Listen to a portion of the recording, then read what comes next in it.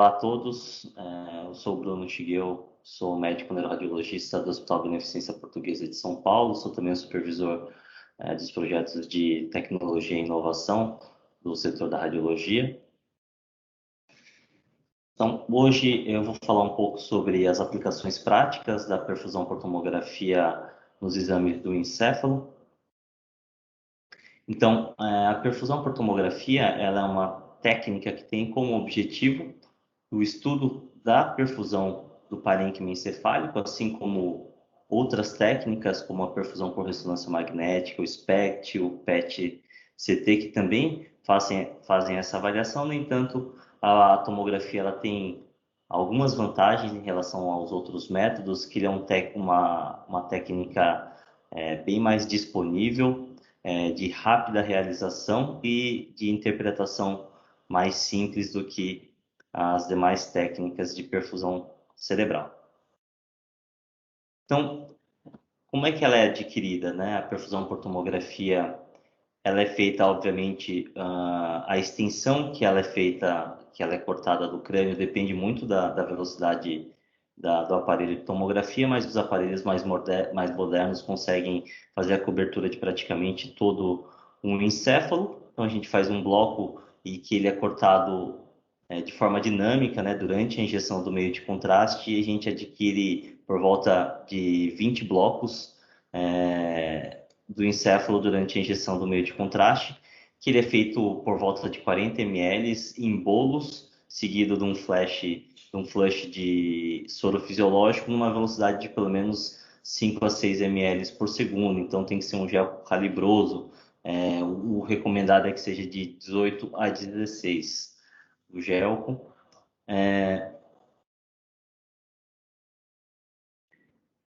Então, ela é uma técnica que ela obtém os dados fazendo a análise da primeira passagem do meio de contraste iodado através do leito vascular, né, o leito arterial, o leito venoso e no parênquima cerebral. Então, a gente precisa ter esse conceito para entender um pouco mais sobre a perfusão por tomografia, é que a concentração do meio de contraste iodado ele tem uma relação linear com a atenuação, ou seja, quanto maior for a concentração do meio de contraste iodado no interior do vaso, maior vai ser a atenuação. E é assim que a gente consegue fazer a análise dos dados de perfusão por tomografia.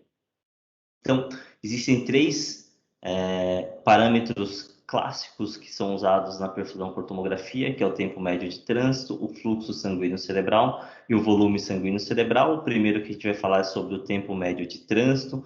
O tempo médio de trânsito ele é obtido através de uma operação matemática que chama deconvolução. É uma deconvolução dos dados obtidos através das curvas de contraste no interior dos vasos intracranianos. E a gente obtém esse o tempo médio de trânsito, que nada mais é que o tempo médio que o contraste demora para passar no leito capilar, no volume de interesse que a gente está estudando.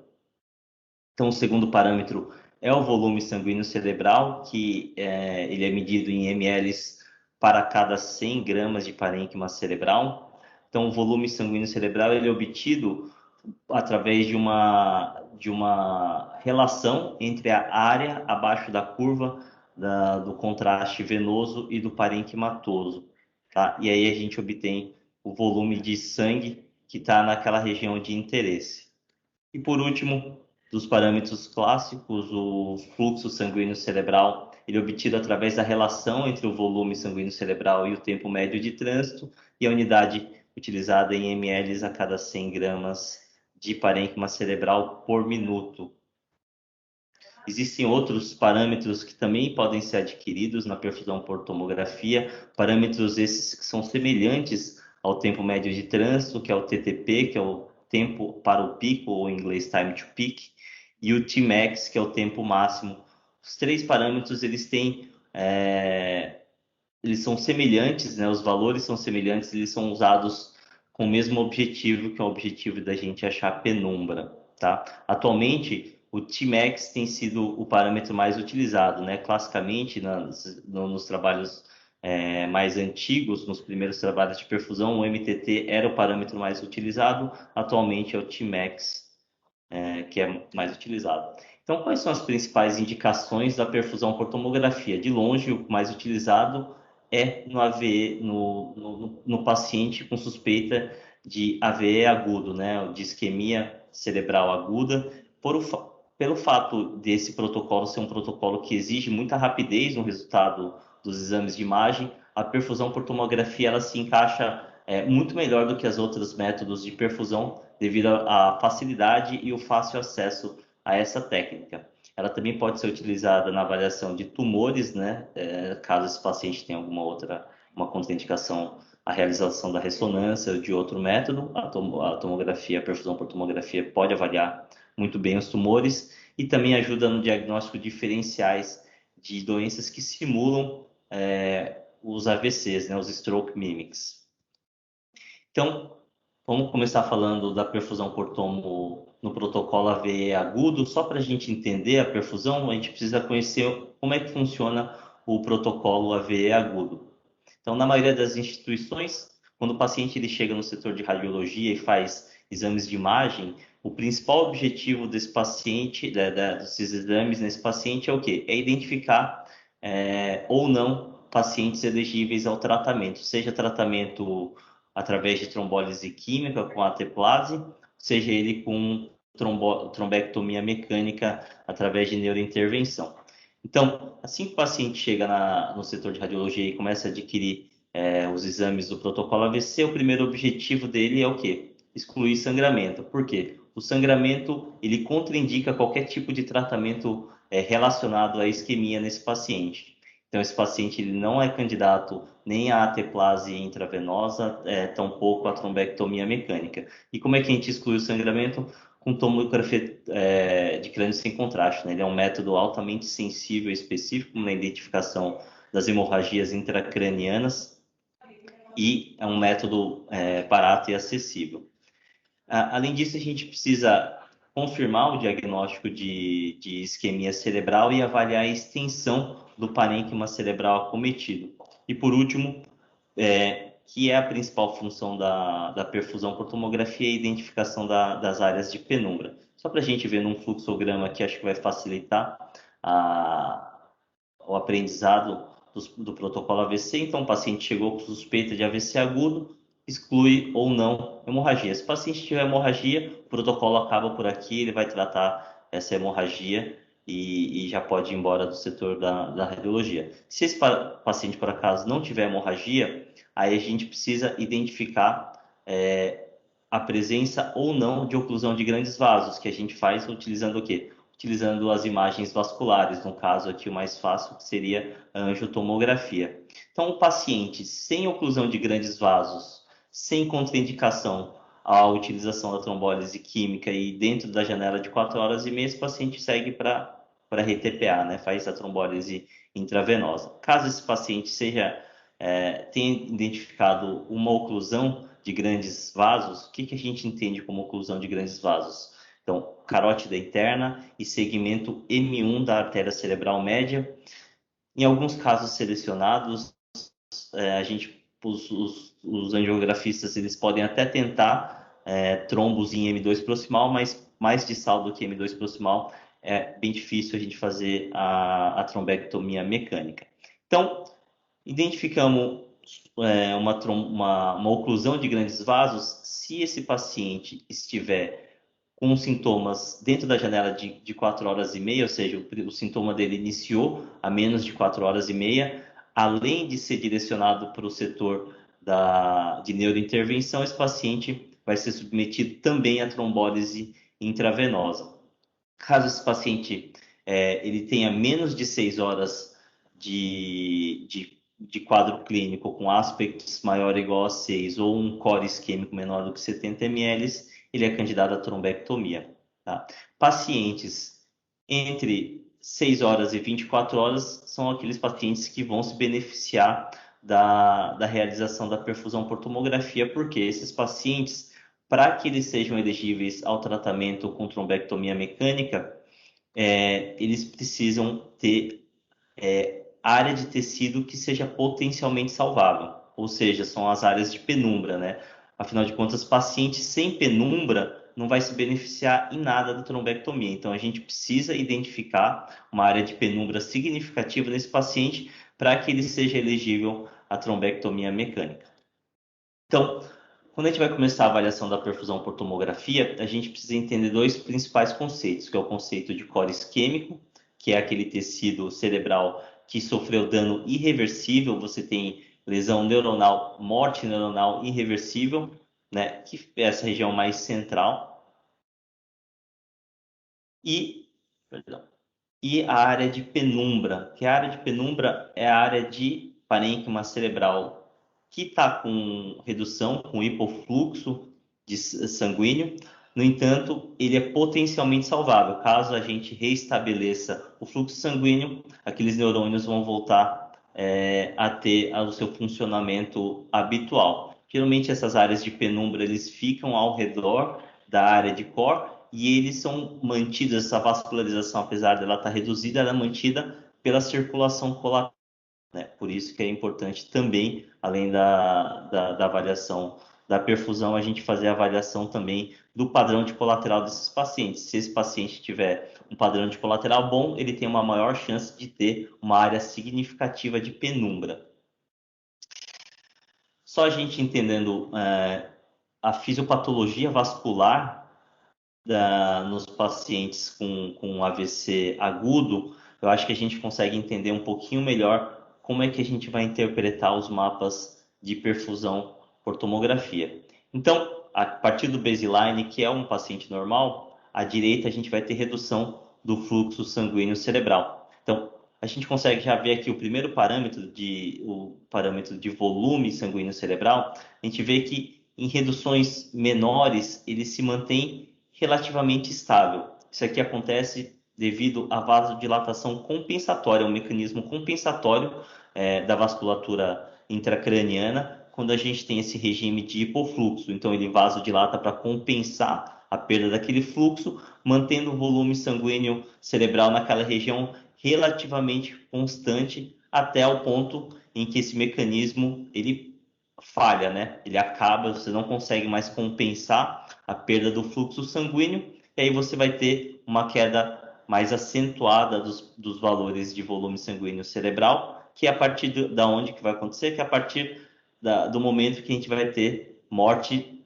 neuronal, né? A partir do momento que a gente vai ter área de isquemia irreversível. Então, o RCBV, ele é o valor mais, ele é menos sensível, porém ele é mais específico para core isquêmico, né? Ele é mais específico para a área de isquemia irreversível. Já os valores de fluxo sanguíneo cerebral e de tempo médio de trânsito, eles são mais sensíveis, eles já começam a alterar desde o começo da redução da perfusão cerebral. Desde que você começa a reduzir o fluxo sanguíneo cerebral naquela região, você já começa a ter redução, mesmo em situações que a gente não tem isquemia propriamente dita, nem mesmo uma área de penumbra ainda. E na área de penumbra a gente tem, nessa redução do fluxo em que se caracteriza a área de penumbra, a gente vai ter uma redução mais significativa, que aqui, atravessando a barreira do core isquêmico, também é uma redução maior ainda. A mesma coisa acontece com o tempo médio de trânsito. Então, por isso que quando a gente vai fazer a análise qualitativa da perfusão encefálica, ou seja, a gente vai avaliar só os mapas, quando você for olhar, procurar o core isquêmico, é melhor você procurar só no mapa de CBV, porque ele é mais específico para isquemia. Enquanto, se você quer achar a área de oligoemia para fazer o mismatch e achar a área de penumbra, é melhor usar o MTT, porque ele é mais sensível a pequenas alterações do fluxo sanguíneo cerebral. Então, a detecção do core isquêmico e da área de penumbra, ela pode ser feita automatizada através de softwares de inteligência artificial, mostrando o core isquêmico, e o parâmetro mais utilizado é o fluxo sanguíneo, CBF, e a maior parte dos estudos indicam que o valor de corte de 30%, né, uma redução abaixo de 30% do valor normal de CBF é considerado área de isquemia irreversível. Enquanto a penumbra, atualmente o parâmetro mais utilizado é o Tmax, né, o tempo máximo acima de 6 segundos. Então, qualquer área que tiver um tempo máximo acima de 6 segundos, a gente considera uma área de hipoperfusão, e aí é possível a gente fazer o mismatch, né? O que é o mismatch? O mismatch é uma conta, é uma subtração que a gente faz da área, toda a área que tem um aumento do tempo máximo aumentado acima de 6 segundos, subtraído pela área de core isquêmico, né, que é a área abaixo de 30% do CBF.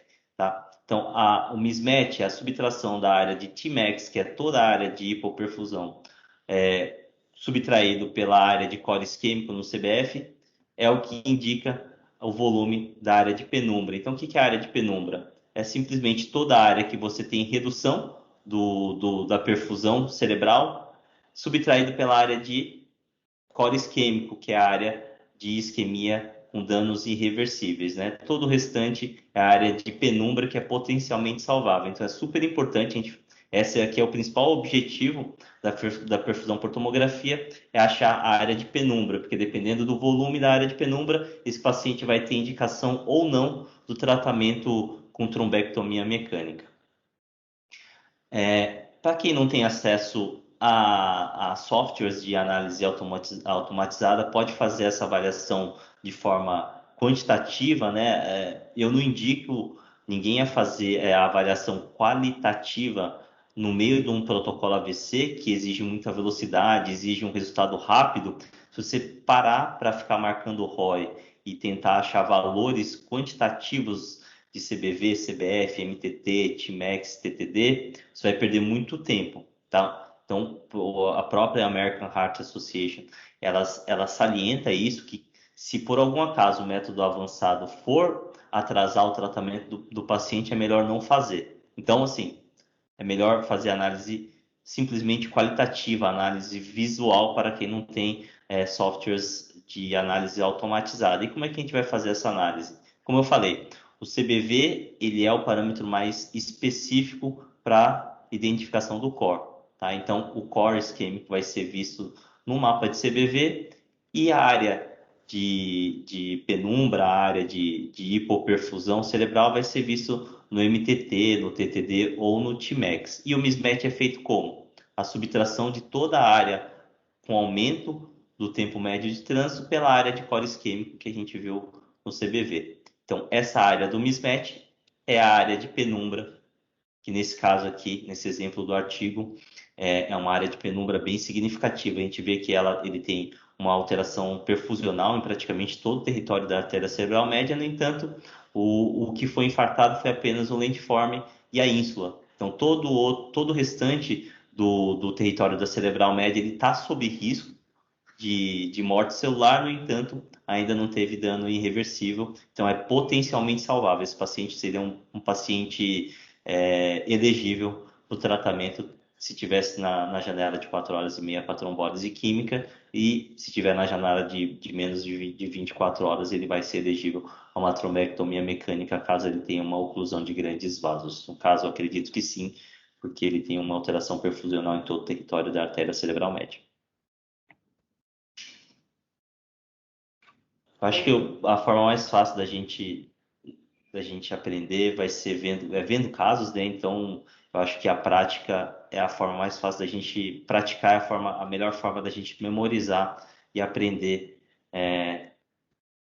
uma técnica nova. Então, esse primeiro caso era um paciente de 64 anos, do sexo masculino. Ele já estava internado na nossa instituição com diagnóstico de pneumonia associada a um derrame pleural.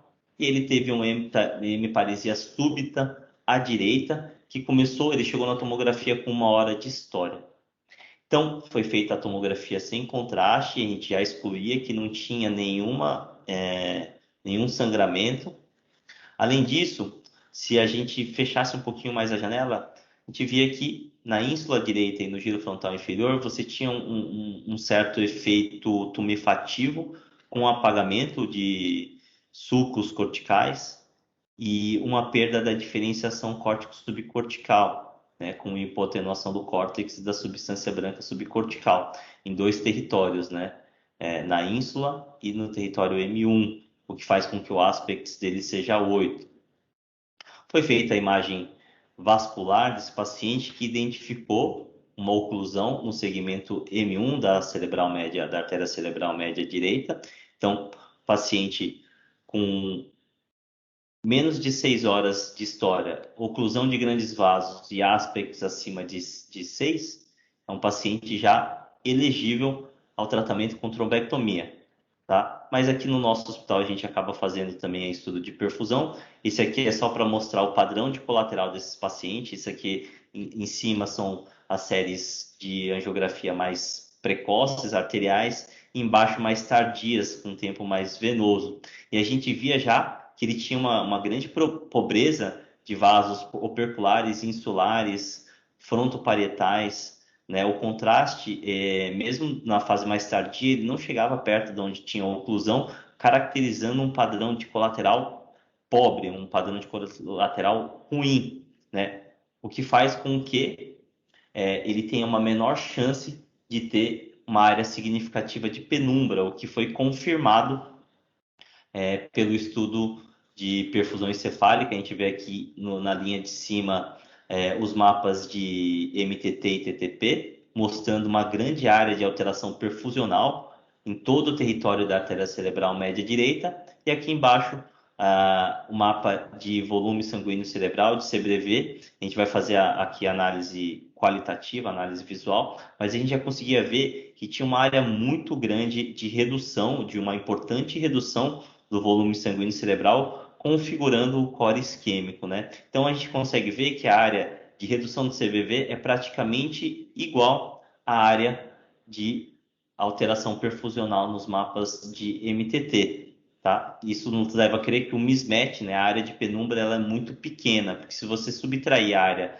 de cima do MTT com a área de baixo do CBV, não vai dar praticamente nada. Então esse paciente praticamente não tinha penumbra, tá? Então, por esse fato, ele acabou não indo, a gente contraindicou a trombectomia, né? Se fosse seguir só o protocolo com menos de 6 horas, esse paciente teria indicação, mas pelo fato dele não ter penumbra, foi contraindicada a trombectomia, e o dia seguinte foi feito o controle com ressonância magnética, mostrando que toda aquela área de alteração perfusional tinha restrição à difusão, né? O que configura uma morte celular e áreas de isquemia irreversível. Tá? Isso aqui é o estudo de angiorressonância feito um dia após o início do episódio, mostrando uma oclusão da cerebral média, como a gente já tinha visto no estudo de angiotomografia, e aqui o controle 21 dias depois, mostrando a recanalização espontânea desse trombo, desse vaso, né? Foi reabsorção espontânea do trombo com recanalização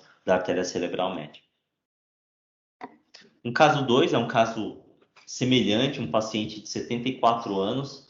Esse paciente ele teve uma queixa súbita de uma hemiplegia esquerda e, por sorte dele, ele estava passando em frente ao hospital. Então, além da hemiplegia, ele tinha um desvio de rímel e disartria, e aí vocês conseguem ver que a história é super recente, de 30 minutos, ele realmente estava em frente aqui à nossa instituição. Na tomografia sem contraste, a gente não via nenhum foco de hemorragia, mas também não via nenhuma alteração significativa na atenuação do parênquima que pudesse sugerir uma área de isquemia aguda, né? No entanto, já na tomo sem contraste, a gente via que a artéria cerebral média direita ela estava mais densa que a contralateral. A gente consegue provar aqui, porque foi feita medidas das unidades Hounsfield, a atenuação dessa artéria comparando com a contralateral, a gente vê que tem uma diferença, né? A artéria cerebral média direita está mais densa. Então, esse é o sinal da artéria cerebral média hiperdensa. Ele é um sinal extremamente específico para AVC agudo, e muitas vezes é o único e o primeiro sinal que esse paciente tem na fase aguda. Mas tendo isso aqui já é diagnóstico de AVC isquêmico agudo. Esse paciente foi para o estudo vascular, né? Foi feito o estudo de angiotomografia, que identificou realmente uma oclusão no segmento M1 da cerebral média direita, uma oclusão bem proximal, quase no T carotídeo. Foi feito o estudo de colaterais desse paciente. De novo, a linha de cima é uma fase mais arterial e a linha de baixo é uma fase mais tardia, mais venosa, que é importante a gente perceber o quão importante a obtenção de séries mais tardias, né? Se você fosse avaliar só a angiotomografia arterial, você ia falar que o padrão de colaterais é ruim. Mas se você pega fases mais tardias, você vê que os vasos insulares e operculares, eles reencheram, o contraste chegou até próximo ao nível da oclusão da cerebral média. Isso aqui, tudo esses achados, eles configuram um padrão de colateral muito bom nesse paciente. Então, a chance dele ter uma área de penumbra significativa é muito maior do que do paciente anterior, do caso 1, o que foi confirmado pelo estudo de perfusão por tomografia, né? Então, em cima os mapas de MTT e TTP, embaixo os mapas de CBV. Então, aqui a gente já consegue ver que tem uma alteração perfusional extensa em praticamente todo o território da artéria cerebral média direita nos mapas de TTP. Então, você tem um aumento do fluxo do contraste em toda essa área irrigada pela artéria cerebral média, mas quando você vai no mapa de CBV, você vê que as áreas de redução significativa do CBV, elas são muito menores do que as alterações perfusionais no MTT, configurando o quê? Configurando um mismatch positivo. Então, você vai ter bastante área de alteração perfusional, fora as áreas de core isquêmico que estão aqui circulados no mapa de CBV. Tá? Então, esse paciente era um paciente elegível ao tratamento com trombectomia mecânica. Esse aqui são imagens durante o procedimento de trombectomia na angiografia, já confirmando aqui uma trombose, uma oclusão do segmento M1 da cerebral média direita, uma fase um pouquinho mais tardia, mostrando que o padrão de colateral também pode ser. Ele, na verdade, ele é mais bem avaliado pelo estudo de angiografia. Então, a gente vê que ele tinha realmente um padrão de colateral muito bom, né? Através da cerebral anterior, a gente irrigava praticamente todos os ramos da artéria cerebral média ocluída até o ponto de oclusão. Foi locado o stent no segmento M1 e M2 proximal. Esse aqui é o controle pós-trombectomia com reperfusão completa da artéria cerebral média direita.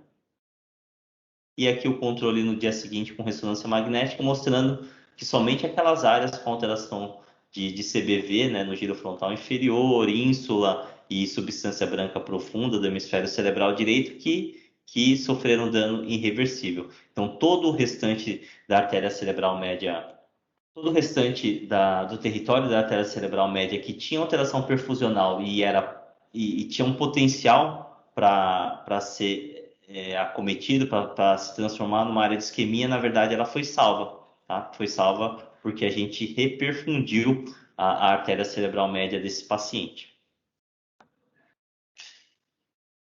Então, terceiro caso, um paciente de sexo feminino de 84 anos, ela é uma paciente que estava internada devido a um infarto agudo do miocárdio com supra de ST. Ela fez uma angioplastia coronariana e após a angioplastia essa paciente apresentou um rebaixamento do nível de consciência e confusão mental. Foi aberto um protocolo AVC, né, o ictus ele tinha um tempo baixo. E a gente via aqui na tomografia computadorizada sem contraste que essa paciente ela não tinha nenhum foco de hemorragia intracraniana ou intraparenquimatosa, mas também não tinha nenhuma alteração identificável da atenuação. A gente não conseguiu fazer o diagnóstico de AVC isquêmico. Quando foi feita a perfusão, a gente via que tinha uma área de alteração perfusional, tanto no aumento aqui do tempo médio de trânsito, um aumento no mapa de Tmax e uma pequena redução no mapa de CBV, né? E aí o controle do dia seguinte mostrou que aquela área de alteração do CBV e alteração do Tmax realmente era uma área de isquemia aguda que a gente não conseguiu identificar na tomografia computadorizada e só conseguiu identificar na perfusão por tomografia. Esse paciente é um paciente que provavelmente tinha uma oclusão de artéria distal, então ele não era elegível à trombectomia mecânica, mas caso ele não tivesse contraindicação, ele poderia muito bem passar por uma trombólise química com ateplase. Então, segunda parte da aula, a gente vai falar sobre perfusão por tomografia nos tumores, né? A gente usa muito mais a perfusão por tomo para protocolo AVC, mas em casos selecionados você pode usar também para tumores, né? Alguns pacientes eles têm contraindicações à realização da ressonância magnética. Então, esses pacientes eles podem se beneficiar da perfusão por tomografia para quê? Para diferenciar tumores gliais de alto e baixo grau, para tentar diferenciar nos pacientes que já operaram uma recidiva tumoral de alterações pós-tratamento, né, principalmente a radionecrose.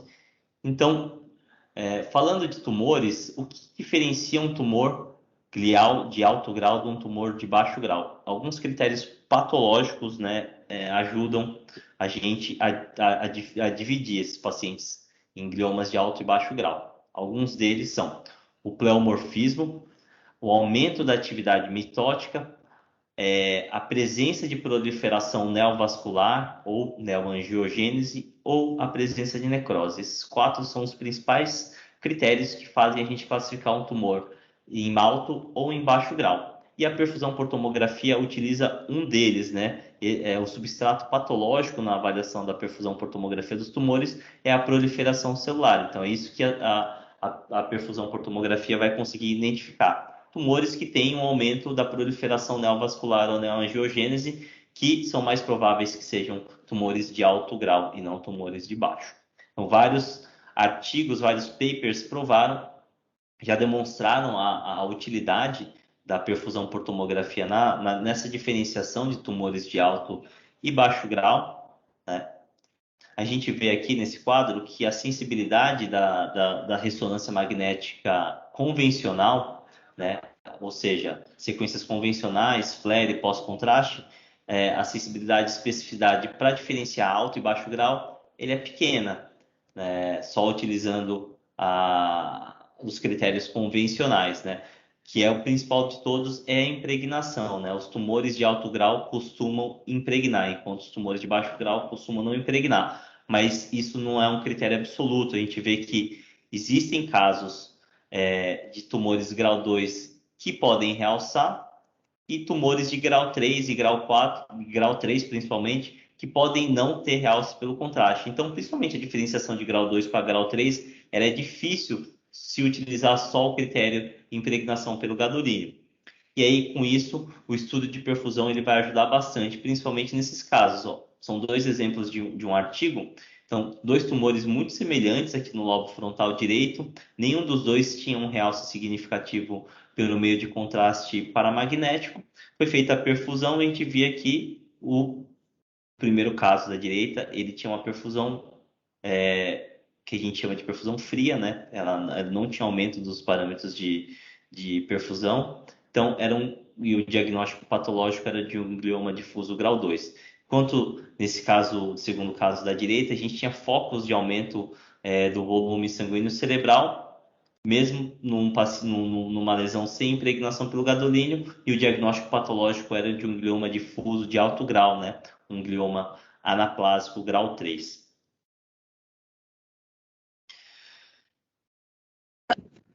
Então, esses aqui são alguns papers que mostraram a eficácia do estudo de perfusão por tomografia na diferenciação do grau 2 com grau 3 ou baixo e alto grau, né? Então, mostrando que, principalmente os valores de volume sanguíneo cerebral, eles são os valores mais indicados para diferenciar um glioma de baixo grau de um glioma de alto grau, né? Um glioma de alto grau costuma ter um aumento do CBV, obviamente os valores de corte eles vão depender muito de qual estudo que você vai estar se baseando, mas eu botei 2 exemplos aqui, né? O primeiro, um valor de CBV acima de 1,6, que é o corte entre uma lesão de alto e baixo grau, e no trabalho seguinte aqui com um valor de corte de 1,92, que separa os gliomas de alto e baixo grau. Tá? Então, de novo, vamos exemplificar alguns casos. Esse aqui é um caso da nossa instituição do paciente de 88 anos, que ele tinha uma queixa de uma parestesia e hipoestesia em membro inferior esquerdo há 12 horas, tinha uma história também de crise convulsiva, e na tomografia computadorizada a gente já via que ele tinha uma lesão hipoatenuante, acometendo grande parte, principalmente a substância branca do lobo frontal esquerdo, o córtex relativamente poupado, o que fala contra o diagnóstico de AVC isquêmico, e a gente vê também que tinha uma área de impregnação na periferia dessa área hipoatenuante, que também falava contra uma área de isquemia. Foi realizado um estudo de perfusão por tomografia que identificou que nessa periferia, principalmente nas áreas que tinham realce pelo contraste, a gente tinha um aumento nos valores de volume sanguíneo cerebral, no estudo de perfusão por tomo, e também nos valores de permeabilidade, que é um parâmetro também que auxilia no diagnóstico dos tumores, né? Os tumores costumam ter uma permeabilidade vascular aumentada, né? Os tumores de alto grau, tá? E o diagnóstico desse paciente era de um glioblastoma multiforme, né? Um glioma difuso grau 4. Tá? Uma outra utilidade, como eu já tinha falado, é a diferenciação entre recidiva tumoral e radionecrose, né? Na avaliação dos pacientes pós-tratamento dos tumores. Antigamente, o acompanhamento deles era feito apenas com o critério de McDonald's e critério Hanno, que são critérios que utilizam apenas as áreas de realce para falar se esse paciente está tendo uma recidiva ou uma radionecrose, mas se esse paciente está tendo ou não uma progressão da doença. Mas a gente sabe que as áreas de radionecrose, elas também podem realçar e podem fazer com que a avaliação desses critérios seja errônea, né? Muitas vezes o paciente está tendo um aumento, mas um aumento por radionecrose, não necessariamente é uma recidiva tumoral, uma progressão da doença, né? E isso aconteceu principalmente depois do advento do tratamento dos gliomas de alto grau com temozolomida e radioterapia adjuvante, o que fez com que crescesse muito os casos de radionecrose. Então, esse aqui é um trabalho desse autor, Jaim, que demonstra uma alta sensibilidade e especificidade na diferenciação de recidiva tumoral de radionecrose com valores de CBV acima de 1,65. Então, um exemplo do artigo de uma área de impregnação, era um tumor já tratado, com uma intensa impregnação pelo gadolínio, mostrando que ele tinha uma perfusão reduzida, não tinha áreas de aumento dos valores de CBV, né, o CBV de 0,86, configurando uma área de radionecrose.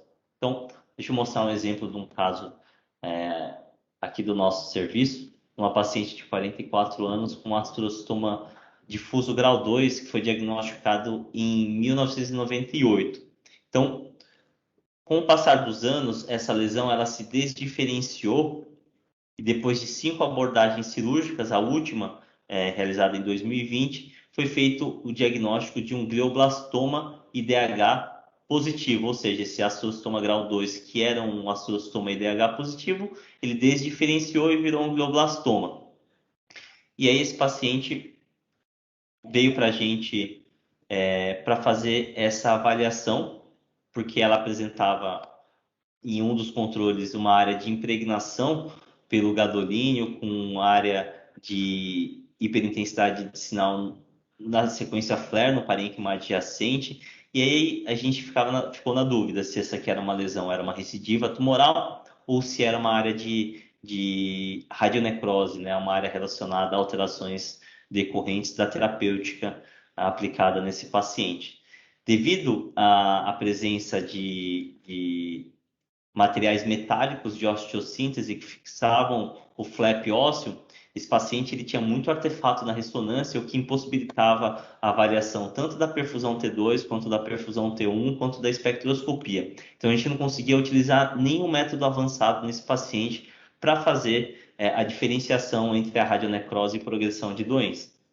Então, esse paciente tinha feito já uma perfusão por tomografia que foi muito útil nessa avaliação, porque a gente via que aquela área de impregnação, e não só a área de impregnação, um pouco do parênquima adjacente, ele tinha um aumento dos valores de CBV e aumento dos valores de permeabilidade, o que indicava que aquela área de impregnação não era uma radionecrose, né? A radionecrose você não vai ter aumento da vascularização. Então, essa área era compatível com uma recidiva tumoral. Então, mostrando que a perfusão por tomografia também pode ajudar no controle pós-tratamento dos pacientes com tumores intracranianos, né? Em particular os tumores gliais, né?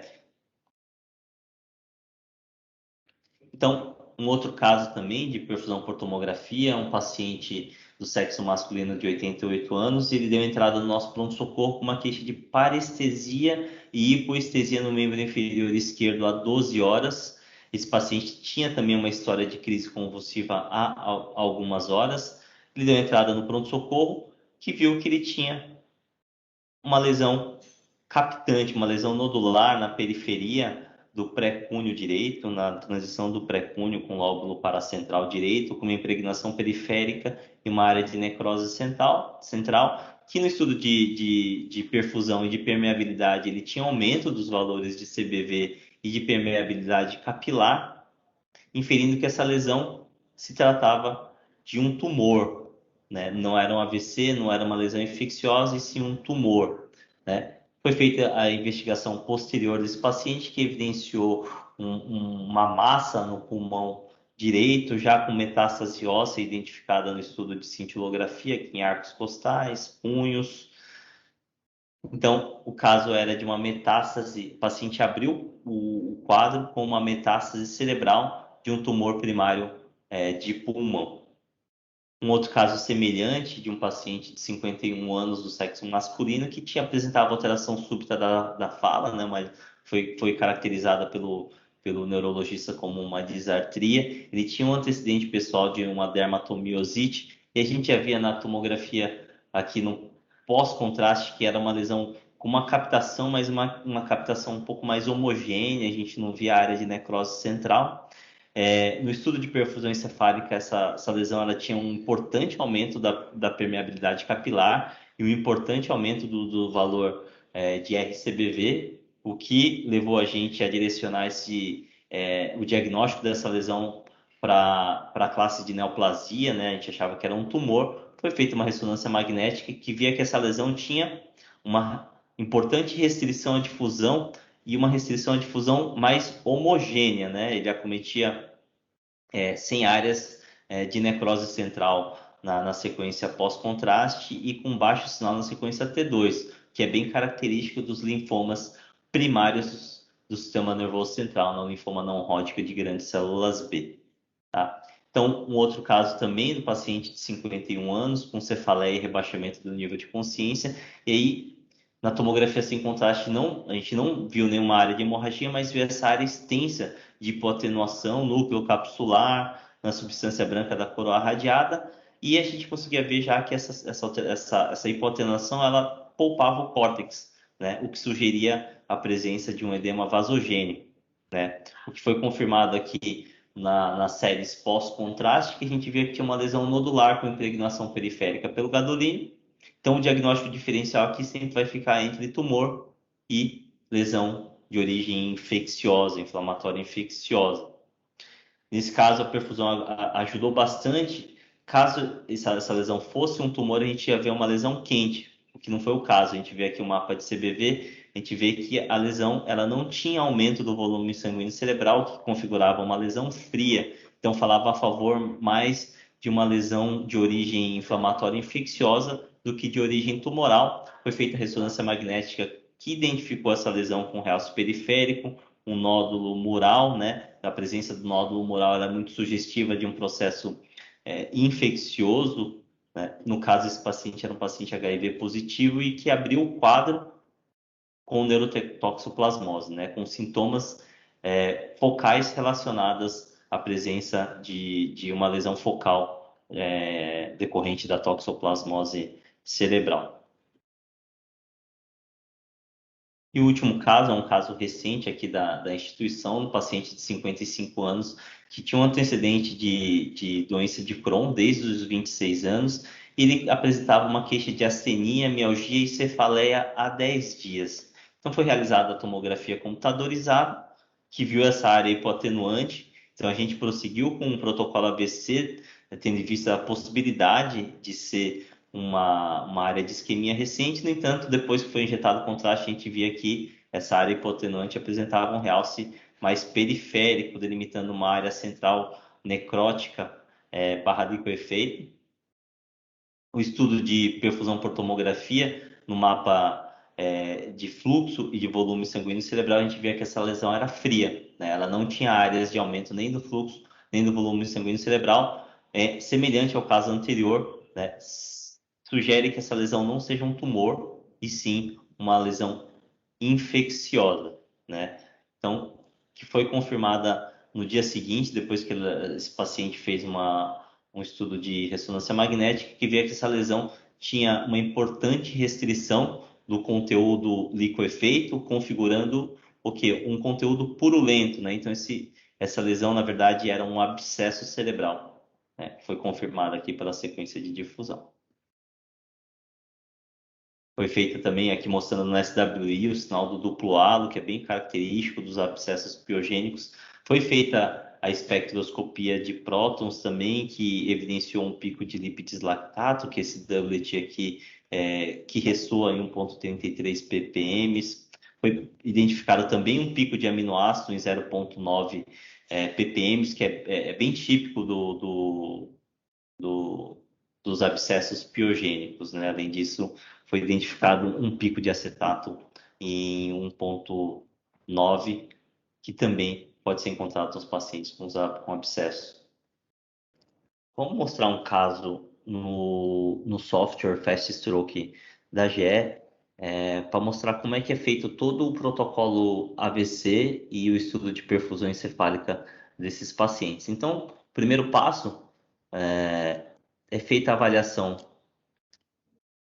da tomografia computadorizada sem contraste, né? Então, aqui a gente já via esse paciente, ele era um paciente já mais idoso, ele tinha uma redução do volume do parênquima cerebral, além disso, ele tinha umas áreas já de sequela subinsular à esquerda, no hemisfério cerebelar direito, então um paciente já vasculopata.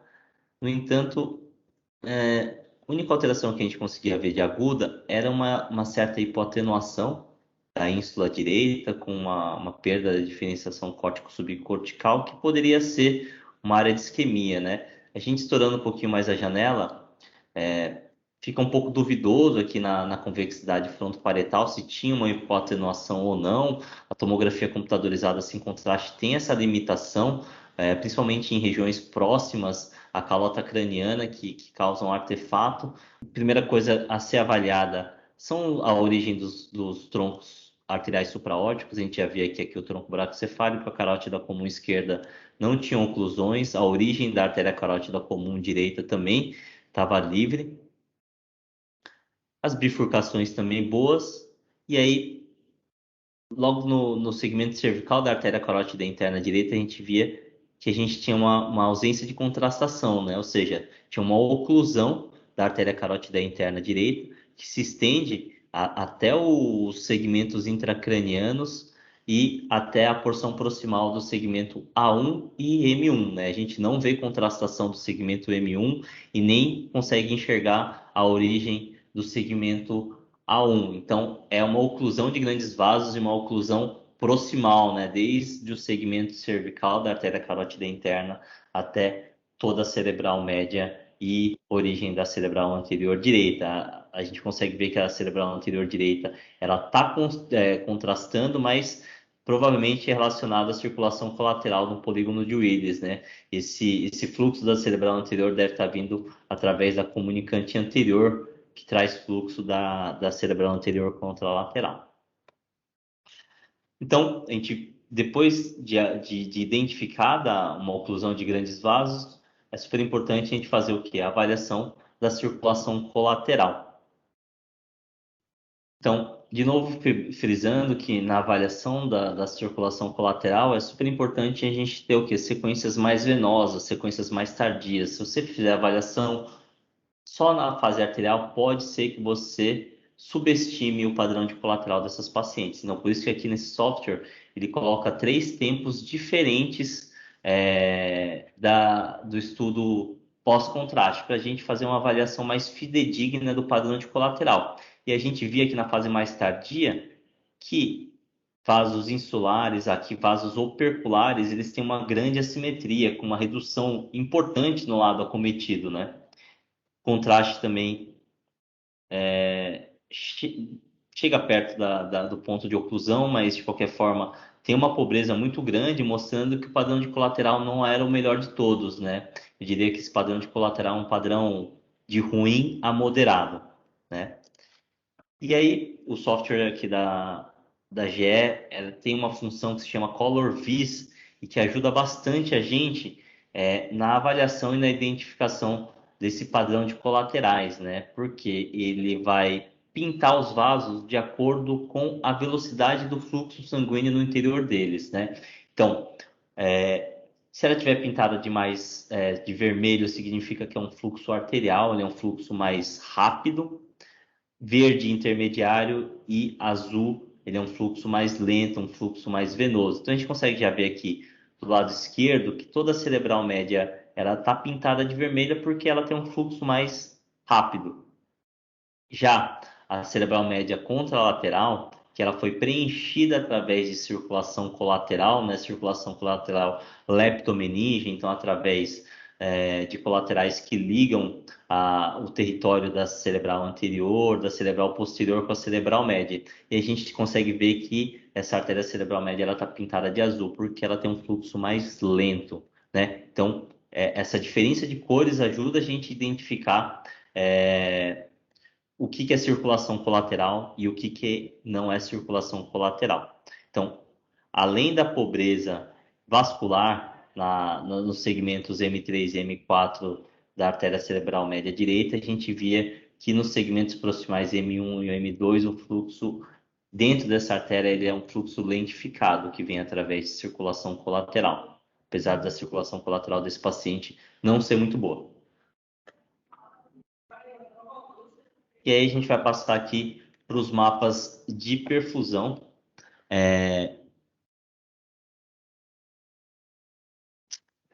Da direita para a esquerda, a direita é o mapa de T-Max, no meio o mapa de CBV e a esquerda de CBF. Então,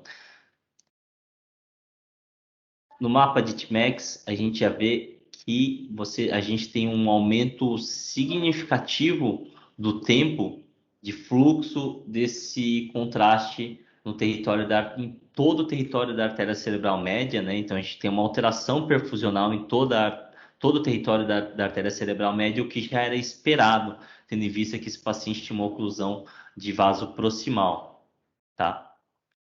E aí, passando para os mapas seguintes de fluxo e volume sanguíneo cerebral, a gente via que em todo esse território que a gente tinha alteração do tempo de trânsito, a gente tinha também redução tanto do fluxo quanto do volume sanguíneo cerebral, mostrando que esse paciente ele tinha um core isquêmico muito grande devido a um padrão de colateral muito ruim que ele tinha, né?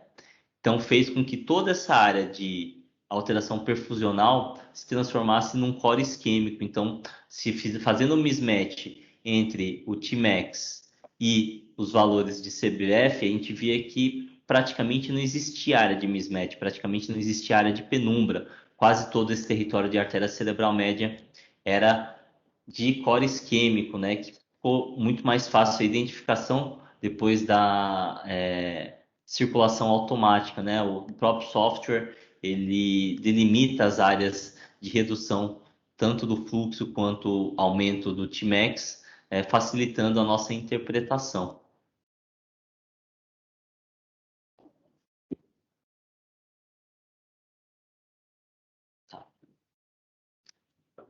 E aí aqui vai ficar mais fácil ainda depois que o software vai colorir, né? Ele vai colorir em vermelho as áreas de core isquêmico e em azul as áreas de penumbra. Como a gente já tinha visto na inspeção visual, praticamente não existe área de penumbra, né? Toda a área de irrigação da artéria cerebral média, ela é representada por um core isquêmico, ela está em vermelho, né? Ele tem uma redução do CBF abaixo de 30%, configurando um core isquêmico sem praticamente nenhuma área de penumbra. Esse paciente é um paciente que não vai se beneficiar nem do tratamento trombolítico endovenoso quanto da trombectomia mecânica. Inclusive, se esses pacientes forem submetidos ao tratamento, eles têm uma chance maior de sangramento e pode muitas vezes até piorar o prognóstico deles, que já não é muito bom devido ao grande volume de parênquima cerebral acometido por isquemia aguda. Então, um segundo caso aqui com a ajuda do software do Fast Stroke, né, mostrando para a gente poder ver o quanto que a ajuda de um software automatizado vai ajudar tanto na velocidade quanto na acurácia da interpretação. Então, esse aqui é um outro paciente que também foi feito um protocolo AVC. Na tomografia sem contraste, a gente não via nenhuma área de hemorragia, mas assim, a primeira inspeção a gente também não conseguia ver nenhuma área de isquemia que configurasse uma isquemia aguda, né? No entanto, avaliando a circulação intracraniana, a gente já via aqui que a origem da artéria cerebral média direita estava um pouquinho mais densa do que a contralateral, que configura o sinal da artéria cerebral média hiperdensa. Então, é um achado extremamente específico para isquemia, por mais que a gente não tenha alteração parenquimatosa, a gente já pode seguir nesse paciente já com diagnóstico de isquemia, né? Então, excluída a hemorragia, foi vista a artéria cerebral hiperdensa, a gente vai passar para a imagem vascular. Então, origem dos grandes vasos arteriais estão todas livres. Esse paciente ele não tinha oclusão de carótida interna como o paciente anterior. No entanto, ele tinha uma oclusão. Então, aqui no estudo vascular, a gente conseguiu ver que esse paciente não tinha nenhuma oclusão dos troncos arteriais supraórticos, tampouco das grandes artérias cervicais. No entanto, ele apresentava uma redução da contrastação, né, uma oclusão nos segmentos supraclinoide e comunicante da artéria carótida interna, né? E aí esse trombo ele se estendia até a origem do segmento A1 e da cerebral média do segmento M1 da cerebral média direita. Então, paciente com uma oclusão de grandes vasos, né, de carótida distal e cerebral média direita, é um paciente que merece um estudo, tanto na avaliação do padrão de colateral, quanto um estudo de perfusão encefálica. Então, estudo colateral aqui, as 3 fases, né, mostrando que na fase precoce, esse paciente já tinha uma boa contrastação da cerebral média direita através de colateral. Então, na própria fase arterial, a gente já via que esse contraste chegava próximo à oclusão. E nas fases mais tardias, a gente via que todos os vasos, os segmentos M1, M2, M3, M4 da cerebral média, elas contrastavam super bem. Se você vê na fase tardia, contrastava até mais do que o lado contralateral, que é o lado normal. Isso aqui é um indicativo de um ótimo padrão de colaterais. Provavelmente esse paciente vai ter um core isquêmico pequeno e uma área de penumbra grande, né? Então, passando agora para o Color Vis, né? Eu acho que ele vai ajudar a gente a identificar esse padrão de colaterais, né? Então, a gente vê do lado esquerdo as artérias pintadas em vermelhas por causa do fluxo mais aumentado, e a direita, apesar da gente ter uma simetria entre a vasculatura do hemisfério cerebral direito e esquerdo, a gente vê que a velocidade do fluxo no interior da artéria cerebral média direita é um fluxo mais lentificado. A gente identifica isso através dessa cor, né? Ele está mais azul ou verde, né? Mostrando que o fluxo dentro da artéria ele é mais compatível até com uma veia, com a velocidade de um fluxo venoso do que de um fluxo arterial, né? Mostrando a utilidade do Color Vis na identificação do padrão de colaterais nesses pacientes com AVC agudo. Passando agora para o estudo de perfusão, de novo da direita para a esquerda, o mapa de T-Max, volume cerebral e fluxo sanguíneo cerebral. A gente já via que no mapa de T-Max a gente tinha uma alteração em praticamente todo o território da artéria cerebral média, uma alteração perfusional com aumento do tempo de fluxo nesse território.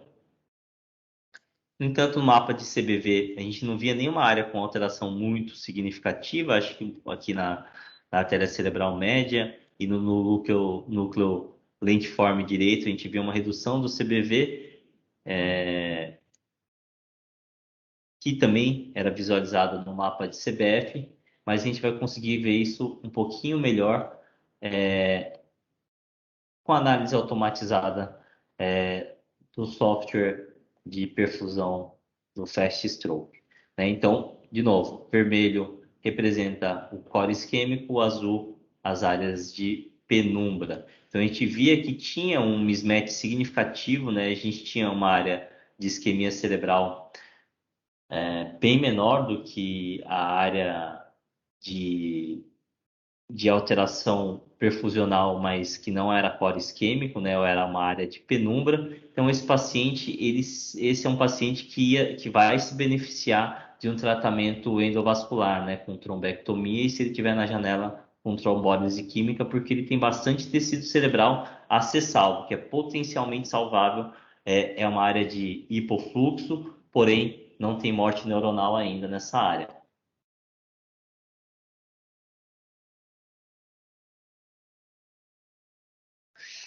E aqui só mostrando, caso a gente queira fazer uma avaliação melhor da anatomia para saber qual área que está acometida, a gente consegue fazer mudar os planos da perfusão cerebral no sagital e no coronal também, aqui ó, identificando de forma mais precisa a anatomia, né, mostrando que aquela área de perfusão ela está na porção triangular e opercular do girofrontal inferior, né? Então a gente tem a possibilidade de fazer essa reconstrução multiplanar, ajuda bastante a gente, principalmente na definição da anatomia, né, da localização exata das áreas de redução perfusional.